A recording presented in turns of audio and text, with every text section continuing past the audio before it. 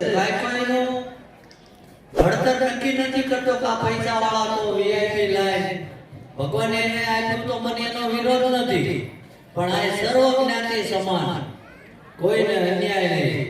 કરોડપતિ હોય, ગમે એવી મોટી કાર લઈને આવ્યો હોય તો એને અહીંયા જમવા જવાનું, ઘરે જવાનું ભાડું ના હોય, ગરીબ માણસ હોય તો એને અહીંયા જમવાનું. સમજાય નહીં? અને આ બધું જો સાધારણ નથી ચાલતું. હું હવારમાં જોયું 2-4 જણા હતા, એ બાઈઓ ચડાવતા, મારી ગાડી તો છેક જ જશે. પણ 5 વર્ષમાં તમે એનો ઇતિહાસ પૂછી લેજો, એ તમારા ગુરુ જતા બધા માંડ સુધાર્યા છે. એટલે એ બધું આપણો અહમ, આપણી પદવી જે કઈ હોય એ ઘરે મૂકીને આવવાનું, નકર આ કોઈ આવશો નહીં. આય દાદાના સેવક નિર્મળ મનથી આવશો તો તમારો પરમાત્મા તમને એક્સેપ્ટ કરશે ભાઈ. સમજ્યા? તમારું હું પણ બહાર રહેશે ને તો મારો પરમાત્મા તમારી સામે જોશે. અને તમે બધા એટલા બધા તાકાત વાળા છો, શું આવ્યા લોક લેવા આવો છો ભાઈ?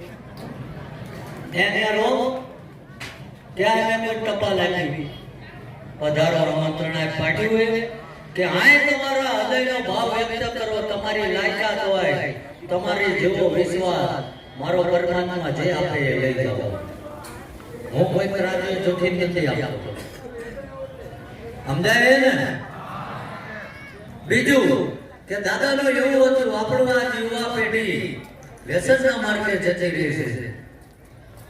જે એટલા બેકાબુ થઈ ગયા છે, પોતાના મા બાપના કીધામાં નથી છે. કોણ હા બોલ્યું? તો હું કામ લઈને આયા ભાઈ? આ થોડો તમને મારો સ્વભાવ રંગ પડશે ભાઈ. કેમ કે હું ખાંડ જેવો મીઠો નથી, આ લીમડો રહ્યો ને એના જેવો કડવો છું. ચમ કે ખાંડ મીઠી છે, રોજ એક મોટી ખાશો ને તો 5 વર્ષે ડાયાબિટીસ આવશે. અને લીમડાના 5 પત્તા રોજ ખાશો તો જીવતા લગી નિરોગી રહેશે.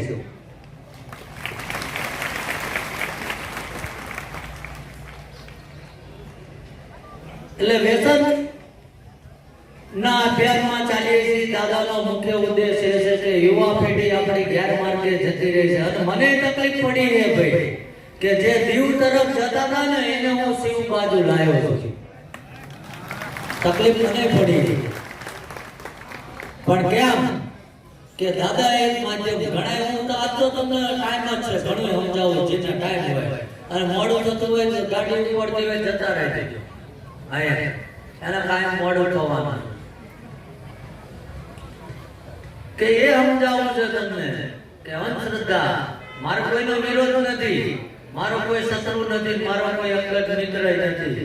જે જગત ઉપર આ ધરતી ઉપર સારા કામ કરતા હોય છે એ મારો મિત્ર, જે જેનું ખોટું કરતો હોય છે એ મારો શત્રુ.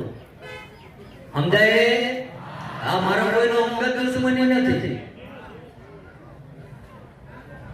પણ મારા શ્રદ્ધા વિશે તમને વાત કરવી છે કે આજે જે કોઈ બધા તમે બેઠા તો ક્યાંક ને ક્યાંક તો જોરાવા જ્યાં જશે, જ્યાં છો ને એટલે થોડોક ટાઈમ જોરાવા જાઓ એટલે તમને એવું કે બહુ મહેલું કરેલું છે. ક્યાં છે આવું? ખાધું છે ચાલે તો બોલો ભલા ભલા. અને ફરીથી ભૂખ લાગી હોય તો રસોડું ચાલુ. કે મારું મન એ એક્સેપ્ટ નથી કરતું, હું કોઈનો વિરોધ નથી કરતો, આપતા હોય તો મને કોઈ વાંધો નથી, પણ મારો ધર્મ નથી આપતો. એટલે તમે જાઓ એટલે કે બહુ મેલું કરેલું છે, પાછા 2-3 મહિના ટૂંકા કરાવે, નહીં પાછો મેળ ના પડ્યો. તમે માર જેવો હોય એમ કહો કે બાપુ હજુ કઈ ફેર પડ્યો નથી, એટલે પાછા તમને એવું કે ભાઈ તમારા જૂના કંઈક પીતરું છે, એમને કંઈક કહેવાનું થાય છે.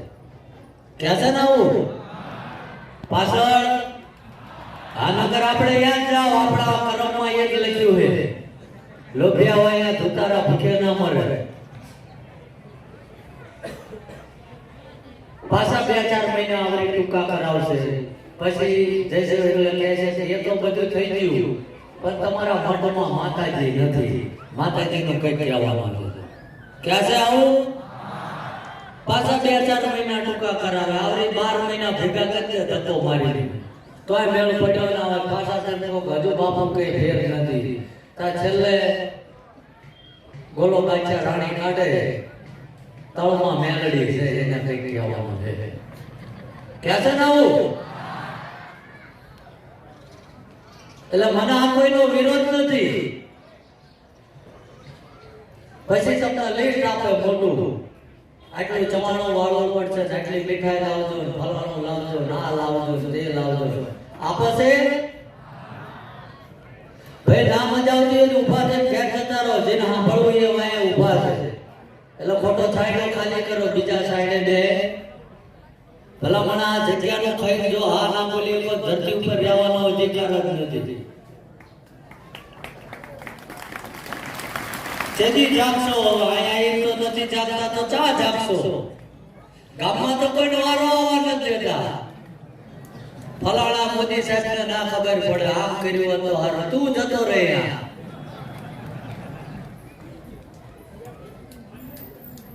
એટલે કહેવાનો હેતુ એ છે કે એ તમને લિસ્ટ આપે મારા મગજમાં વારંવાર એક જ પ્રશ્ન મૂંઝવે છે કે આજ લગે તમે એ પોટલું એ વસ્તુ વાળી 4 રસ્તાએ ગામની ભાગોળે ગમે ત્યાં મૂકવા જ્યાં સમસાનમાં આજ લગીનો કોઈ વ્યક્તિ એવો મને બતાવો કે એ પોટલું મૂક્યું ની માંથી મુઠ્ઠી કે કોઈ ભૂત ભલે કે ખાધું હોય બતાવો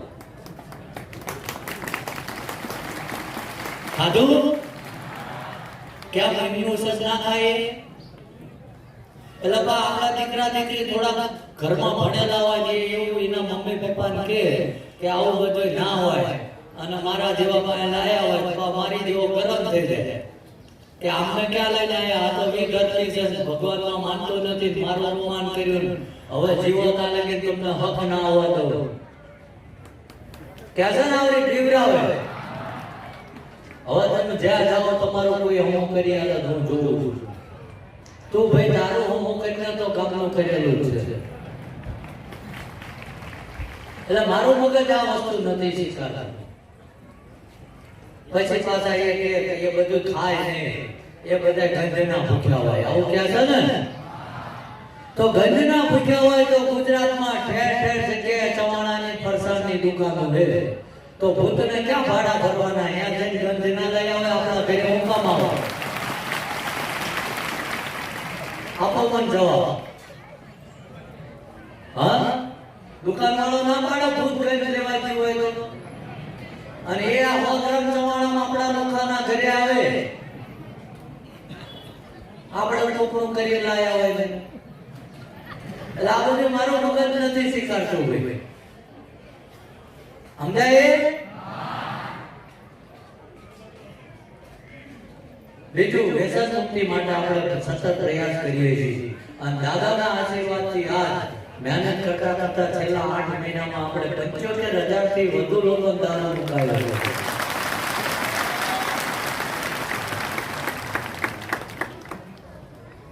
ક્યારે આ ધરતી ઉપર હું રાત દાડો દોડું છું નોકરી કરું મજૂરી કરું ખેતી કરું છું ઘણું કરું છું ત્યારે મારું ગુજરાત ચાલે આ મંદિરના પૈસા લઈને નથી જીવતો